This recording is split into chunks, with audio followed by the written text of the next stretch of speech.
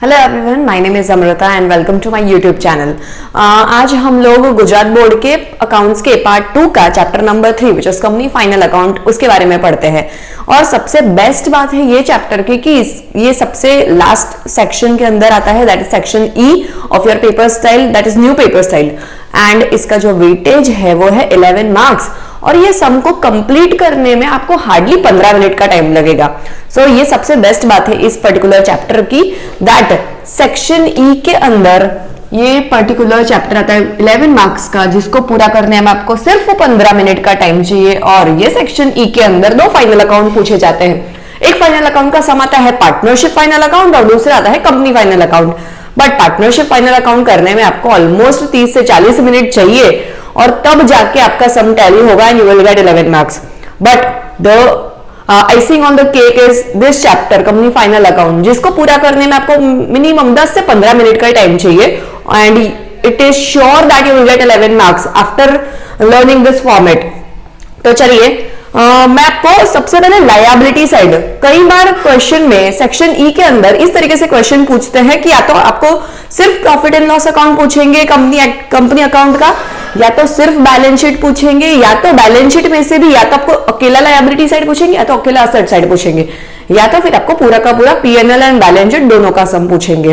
Right, तो चलिए मैं आपको एक एक करके फॉर्मेट कैसे याद करना है वो समझाती हूँ। Balance sheet of a company, जो भी कंपनी का नाम होगा वो लिखना है यहाँ पे, एज एट 31 मार्च एंड जो भी ईयर दिया होगा, for example 31 March 2023 as per schedule 3 of company act 2013।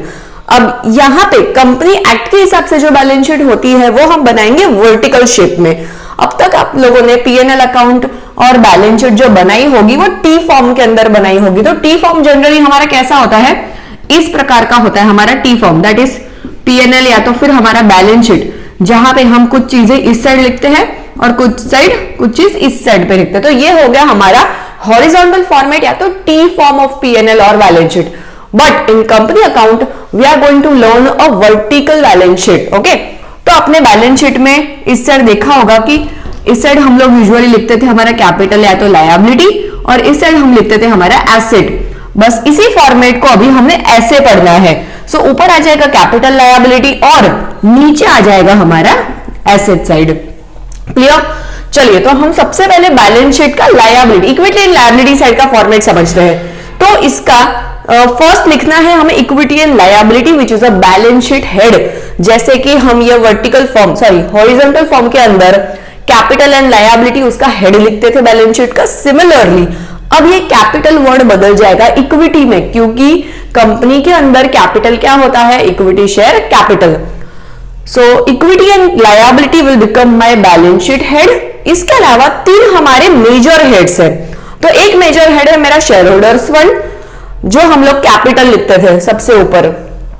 उसके बाद है नॉन करंट लायबिलिटी एंड दूसरा है करंट लायबिलिटी। चलिए, तो अब शेयर होल्डर फंड में और 2 पार्ट्स आएंगे। ये 2 पार्ट क्या क्या है, सबसे पहला है शेयर कैपिटल, दूसरा है reserve and surplus. Share capital में क्या क्या आ सकता है, जैसे equity share capital, preference share capital etcetera. Reserve and surplus, reserve का मतलब क्या होता है, कोई भी रिजर्व, जैसे कि जनरल रिजर्व हो गया, कैपिटल रिजर्व हो गया एटसेट्रा। एंड सरप्लस का मीनिंग होता है प्रॉफिट एंड लॉस का balance, that is profit and loss account का नेट प्रॉफिट या तो नेट लॉस। प्रॉफिट है तो आप प्लस में दिखाओगे उसको, एंड लॉस है तो उसको आप नेगेटिव साइड के साथ दिखाओगे। Next is non current liability. अब नॉन करंट लायबिलिटी के अंदर आता है long term borrowing. Long term borrowing जैसे कि बैंक की लोन आ गई या तो फिर डिबेंचर्स आ गए। B is other long term borrowing. जो लॉन्ग टर्म बोरोइंग इसके अंदर नहीं लिखते वो सारी की सारी लॉन्ग टर्म बोरोइंग हम किस में लिखेंगे, अदर लॉन्ग टर्म बोरोइंग में। सी इज लॉन्ग टर्म प्रोविजंस, जैसे कि प्रोविडेंट फंड का प्रोविजन या तो फिर ग्रेजुएटी प्रोविजन। तो ये सारी चीजें आ जाएगी हमारी लॉन्ग टर्म प्रोविजन के अंदर। Third, that is current liability. Current liability के अंदर सबसे पहला है शॉर्ट टर्म बोरोइंग, उसके बाद है trade payables. Short term borrowing के अंदर बैंक ओवरड्राफ्ट आ गया है, मतलब ऐसे बोरोइंग जो अपने विद इन 1 ईयर रीपे करने के पर्पज से लिए हुए हैं। B is a trade payable. Trade payable में 2 चीजें आ गई आपकी, creditors and bills payable. C is other current liability. So जो लायबिलिटीज आपने इधर नहीं लिखी वो सारी की सारी आ जाएगी मेरी अदर करंट लायबिलिटी के अंदर। And D is short term provision, short term provision में आ गया आपका इनकम टैक्स प्रोविजन एटसेट्रा। तो अब आई होप आपको बैलेंस शीट का ये फॉर्मेट समझ में आ गया। पर अभी सवाल ये है कि ये फॉर्मेट इतना बड़ा तो है, पर लाइन टू लाइन याद कैसे रखना है इसको, तो उसके लिए मेरे पास एक छोटा सा ट्रिक है। सो फ्रेंड्स, आपको ये बैलेंस शीट का इक्विटी एंड लायबिलिटी साइड का फॉर्मेट तो पक्का याद रह गया होगा कि इसमें एक बैलेंस शीट हेड है हमारा जिसका नाम है इक्विटी एंड लायबिलिटी। बाकी के दिन मेजर हेड आपको याद रखने हैं जो मैंने ब्लू कलर की पेन से लिखे हुए हैं यहाँ पे, that is share holder fund, दूसरा है नॉन करेंट लायबिलिटी एंड तीसरा है करंट लायबिलिटी। अब आप बोलोगे मैडम इतना तो याद रह गया, बट उसके अंदर का इतना बड़ा लिस्ट हम कैसे याद रखें, वो भी लाइन टू लाइन। तो चलिए मैंने इसके लिए एक बहुत ही इजी और अच्छे से फनी वे से याद रखने वाला एक फॉर्मेट बनाया है। आपको पता ही अगर फन के साथ लर्निंग ना हो तो फिर वो लर्निंग ही क्या है। तो चलिए मैं आपको क्विक फॉर्मेट बता देती हूँ जिससे आपको पूरे के पूरे बैलेंस शीट का अगर क्वेश्चन पूछा या तो पूरा कंपनी अकाउंट की बैलेंस शीट एंड P&L का क्वेश्चन पूछा तो you will get 12 out of 12 marks. So चलिए मैं आपको एक फनी ट्रिक बताती हूँ इसकी याद रखने की। तो हम इसके सबसे पहले इनिशियल्स याद रखेंगे। चलिए आपको ये सिर्फ मेन हेड याद रखने होंगे, बाकी का काम आप फॉर्मेट के ऊपर छोड़ दो। सो इसका स्टार्टिंग का लेटर क्या है, SR, तो हम याद रखेंगे इसको SR। दूसरा है नॉन करेंट लायबिलिटी के अंदर आता है LOL, याद रखिए, तो मैं लिख देती हूं इधर LOL। और तीसरे में यह है STOS, और मैं यहां पे साथ साथ में P भी याद रख रही हूं। क्यों? क्योंकि ये दोनों S है तो शायद कंफ्यूजन हो सकता है कि हम गलती से प्रोविजन वाला इधर लिख दे और बोरिंग वाला इधर लिख दे, तो मैं लास्ट वाले में सिर्फ S और P दोनों याद रख रही हूं। ओके, तो मैं इधर लिख दूंगी STO, S and P, clear.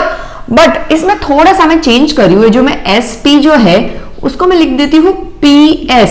Okay, मतलब आप याद रखना कि ये जो P है वो है क्या है, प्रोविजन। ओके, तो अब इसमें फनी बात क्या थी कि इसको हमें याद ऐसे रखना है कि SR को मैं याद रख रही हूं कि भाई Shahrukh. Okay, I am sorry to SR के फैंस, बट अभी याद करने के लिए कर लीजिए, that is SR stands for Shahrukh. LOL, आपको पता है LOL सब यूज करते हैं मोस्टली व्हाट्सएप में शॉर्टकट के लिए, that is LOL, laughing at loudly, right. तो इसको हम याद करते हैं हंसना। ओके, हंसना याद रखना आप LOL। दूसरा है STOPS, मैंने SP को बदल दिया PS से, ताकि P से आपको याद रहे कि लास्ट वाला प्रोविजन होगा। ठीक है, तो स्टॉप मतलब क्या होता है, बंद कर दो।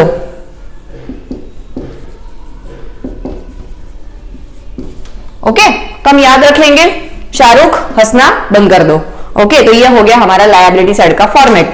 अब याद कैसे रखेंगे हम, SR share capital, reserve and surplus, LOL long term borrowing, O आ जाएगा तो हमें ऊपर वाले के आगे O लगा देना है सिर्फ, long term borrowing, other long term borrowing, and last वाला L जो है दैट स्टैंड्स फॉर प्रोविजन। देखो अब लास्ट वाला प्रोविजन आप कैसे याद रखो कि इसमें भी हमारा प्रोविजन है लास्ट, इसमें भी हमारा लास्ट वाला क्या होगा, प्रोविजन। क्लियर? तो इसके अंदर हम याद रखेंगे this is long term borrowing, other long term borrowing and long term provision. याद रखना कि हमेशा बोरोइंग सबसे आगे है और प्रोविजन सबसे लास्ट में है। ओके, एंड ये वाला हो गया short term borrowing, T stands for trade payables, O stands for, इसके आगे हमें लगा देना है, या तो आप इसको याद रख सकते हो other long term, other short term borrowing, या तो other current liability. And last वाला है PS का मतलब क्या हो गया, शॉर्ट टर्म प्रोविजन। तो आई होप आपको ये फॉर्मेट समझ में आ गया होगा। सो आई होप फ्रेंड्स आपको ये फनी फॉर्मेट जो थी लायबिलिटी साइड की वो समझ में आ गई होगी। सो नेक्स्ट वीडियो में आपको मैं एसेट साइड की फॉर्मेट कैसे याद रखनी है उसके एक फनी ट्रिक के बारे में बताऊंगी। So if you have not subscribe to this channel, please do subscribe to get the notification of the next video. Thank you so much.